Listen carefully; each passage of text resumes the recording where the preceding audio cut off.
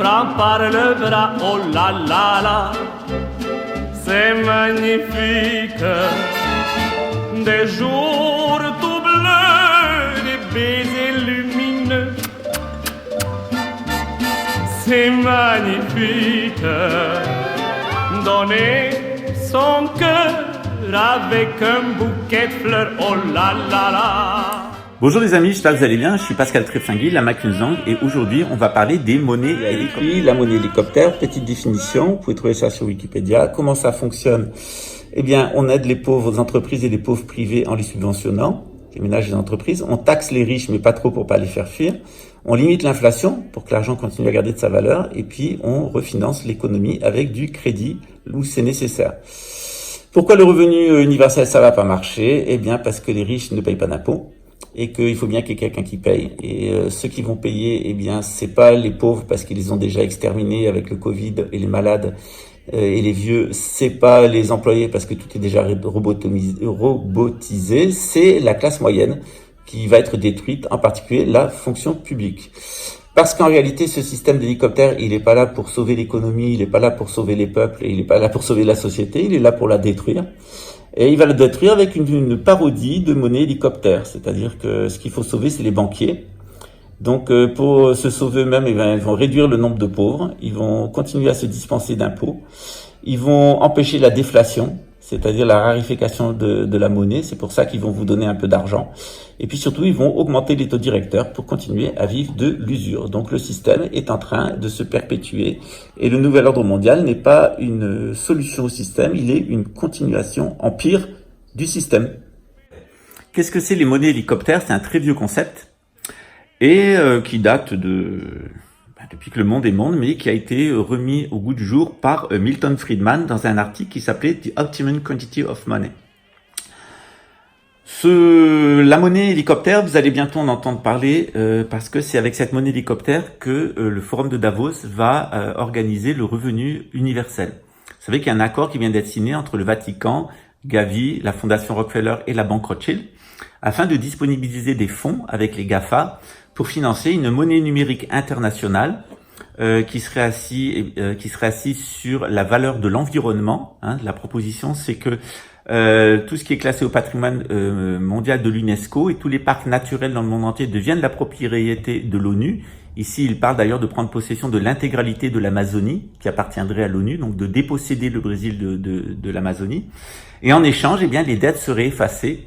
On rentrerait dans un cycle plus vertueux avec une crypto-monnaie qui serait mise par la Banque internationale des monnaies numériques sise en Suisse et qui appartient à la famille Rothschild, tout comme la Banque des règlements internationaux qui appartient à la famille Rothschild, qui ont la même mise sur pratiquement toutes les banques centrales du monde. Il y a quelques centaines d'années, un des patriarches de la famille Rothschild disait « Peu importe qui fait les lois, ce qui compte c'est qui fait l'argent ». Et désormais, qui fait l'argent? Eh bien, aux États-Unis, c'est une banque privée, c'est la Réserve fédérale qui est une banque privée.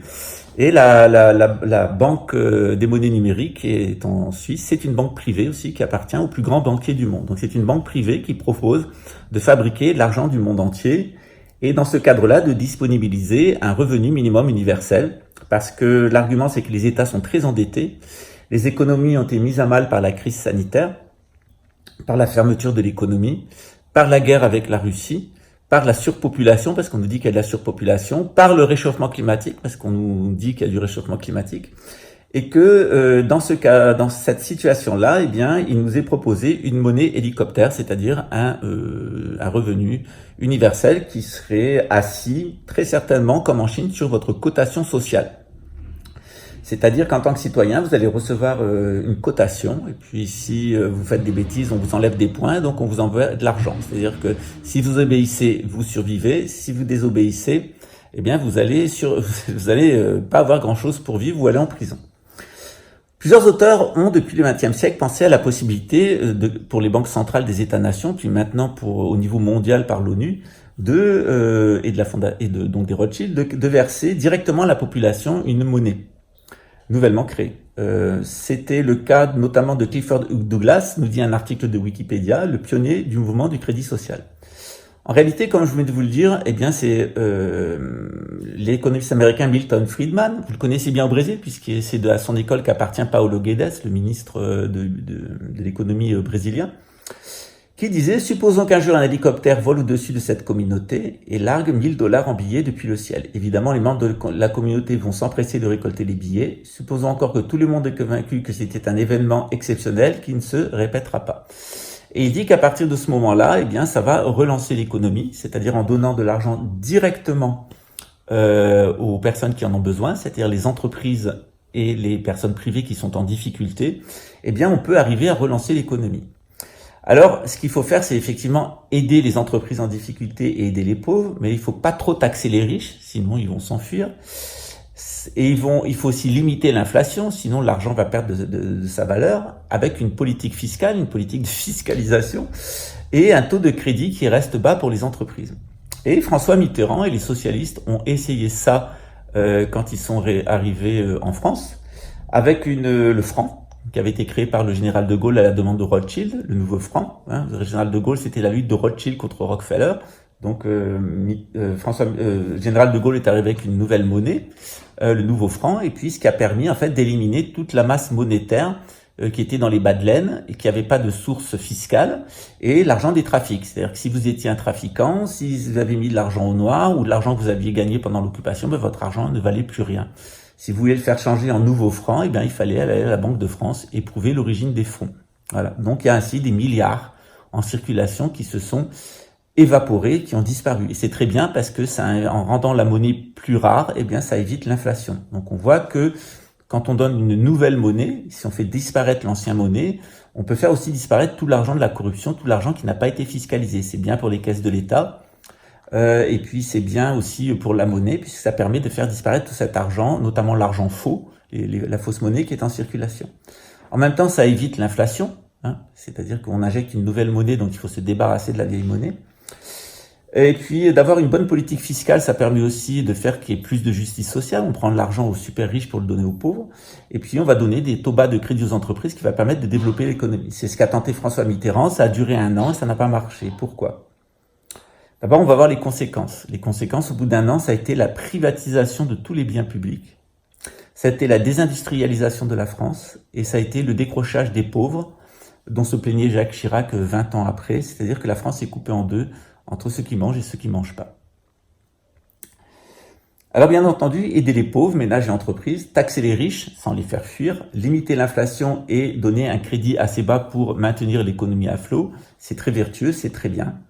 Mais dans le cas du revenu minimum universel qui sera donné en échange de l'identification numérique par le vaccin, c'est ce qu'on appelle la COVID, Certificate of Vaccination Identification, vous serez identifié par votre certificat de vaccination qui garantit que vous avez une immunité synthétique, c'est-à-dire que l'État gère votre immunité, enfin les entreprises de Big Pharma gèrent votre immunité, pourquoi pas? Dans les grandes villes, c'est sans doute nécessaire. À la fin du Moyen-Âge, l'économie, la population s'est effondrée à cause justement des grandes épidémies. Donc penser qu'on va arriver à gérer artificiellement la santé des villes, c'est une très bonne idée. Reste à savoir si ça marche. Voilà. Alors, le problème que va rencontrer maintenant la gouvernance mondiale, c'est que aider les pauvres ménages et entreprises, taxer les riches sans les faire fuir, limiter l'inflation et garantir un crédit à bon marché pour l'économie, ces 4 piliers de la monnaie hélicoptère, ils ne sont pas remplis. Parce que les super riches ne veulent pas être taxés, ils ne veulent pas payer d'impôts. Voilà, ils se sont domiciliés à Luxembourg pour pas payer d'impôts, ils se sont domiciliés aux îles Caïmans, etc. Ils ont utilisé à plein la maximisation fiscale, ils sont richissimes, et les riches ont fait supprimer l'impôt sur le revenu des riches, c'est-à-dire l'impôt sur la fortune qu'avait imposé François Mitterrand, ils l'ont fait faire partout dans le monde. Voilà, l'impôt sur la fortune a disparu.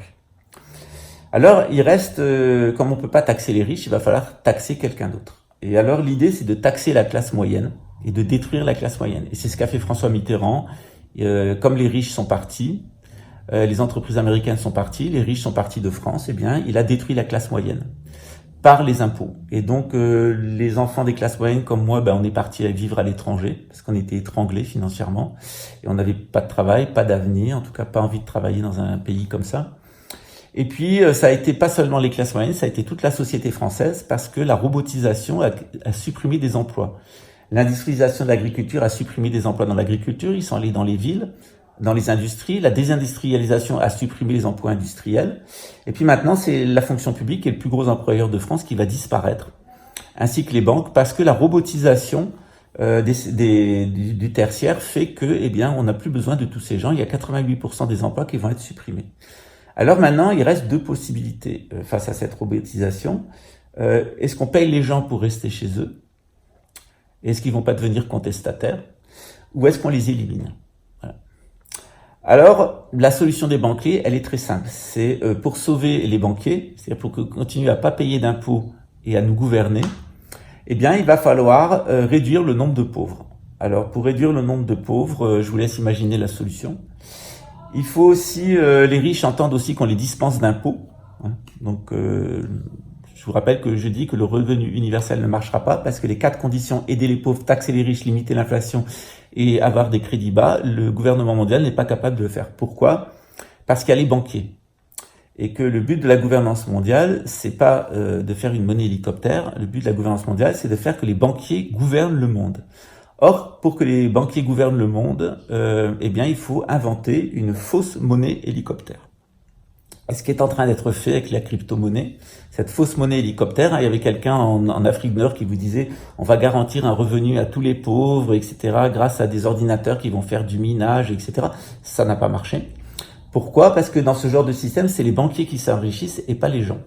Et donc les banquiers qui veulent un gouvernement mondial, eh bien, ils vont certainement pas aider les pauvres ménages et les pauvres entreprises, ils vont certainement pas accepter la taxation, ils vont certainement pas limiter l'inflation et ils vont certainement pas continuer à vous donner du crédit bas. Qu'est-ce qui va se passer? Ce qui est en train de se passer, c'est qu'ils veulent réduire le nombre des pauvres. Et l'épidémie de Covid-19, nous dit Klaus Schwab, a été une merveilleuse opportunité pour réduire le nombre de pauvres.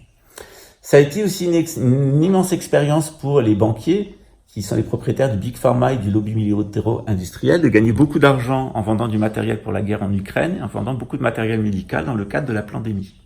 C'est normal de défendre mon pays, c'est normal de se soigner.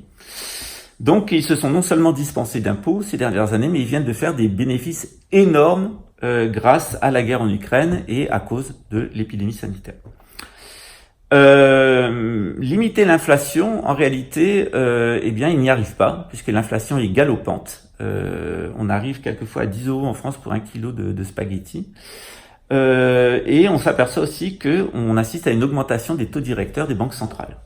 Donc, il n'y a aucune des règles de la monnaie hélicoptère qui sont respectées. Je répète, la monnaie hélicoptère, c'est aider les pauvres, ménages et entreprises, taxer les riches sans les faire fuir, limiter l'inflation et donner du bas crédit pour l'économie. Or, actuellement, on s'aperçoit que c'est pas vrai. D'abord, on n'aide pas les pauvres. Ils sont pas véritablement aidés parce que, eh bien, ça a été les premiers à être impactés par la crise. On a créé plus de pauvres. Alors, bien entendu, on a saupoudré un peu d'aide d'urgence, des petits salaires. Ça a été le cas au Japon, au Brésil, etc. C'est ce qu'on appelle ici l'auxilio émergentiel. Et puis, on s'aperçoit que les banquiers se dispensent toujours d'impôts. Et puis, on s'aperçoit que l'inflation n'est pas là. Ce qu'ils essayent en réalité d'empêcher, c'est la déflation. C'est-à-dire qu'il y ait trop de pertes de quantité d'argent et qu'en plus, cette perte de quantité d'argent, ce qu'on appelle la déflation, elle s'articule avec une stagnation de l'économie ou une décroissance, c'est ce qu'on appelle la stagflation. C'est-à-dire qu'on a à la fois de la déflation et à la fois un renchérissement du coût de l'argent, une disparition de l'argent en circulation, mais en plus on a une récession. Et on s'aperçoit que tous les taux directeurs des banques centrales sont en train d'augmenter. Donc on n'a aucune des conditions qui sont réunies pour avoir une véritable monnaie hélicoptère. Alors de quoi s'agit-il ? En réalité, le forum de Davos ne se cache pas, il s'agit d'exterminer les pauvres par tous les moyens. Il s'agit pour l'élite dirigeante de continuer à se dispenser de payer des impôts avec des mécanismes parfaitement légaux. Il s'agit d'empêcher la déflation, c'est-à-dire qu'ils vont injecter juste la quantité d'argent qui est nécessaire, non pas pour vous sauver, mais pour empêcher la déflation et continuer à avoir un climat inflationniste. Et puis, ils vont augmenter les taux directeurs des banques pour ralentir les économies. Donc, il n'y a aucune des conditions de la monnaie hélicoptère. C'est pour ça que le gouvernement mondial, ça marchera pas. Et c'est pour ça que le revenu universel, ça marchera pas. Ce qui va se passer, c'est que c'est un gigantesque hold-up. Et d'ailleurs, Yuval Harari le dit, vous serez plus propriétaire de rien. Voilà. Vous l'êtes déjà pas, puisque c'est la banque qui appartient à votre maison, qu'elle peut saisir à n'importe quel moment. Mais là, vous serez vraiment plus propriétaire de rien. Il parle de laisser 3 000 € sur les comptes bancaires et d'arriver à réguler en fait votre train de vie. Une ministre dernièrement a dit si vous n'avez rien dans votre frigo à la fin du mois, c'est peut-être la bonne occasion de le débrancher, de faire des économies d'énergie. Je ne sais pas si vous vous rendez compte moi ça me fait pas rire, hein, ça me fait hurler de mal, du niveau de méchanceté, d'inconscience et de cynisme qui anime ces gens-là. C'est-à-dire, ils disent, ça nous arrange que vous creviez de faim parce qu'on veut que l'énergie soit chère pour gagner beaucoup d'argent dans le cadre de notre guerre avec la Russie. Donc je rappelle que le cours de l'énergie, il est aussi bas qu'il y a 20 ans et qu'il s'est renchéri à cause de choix.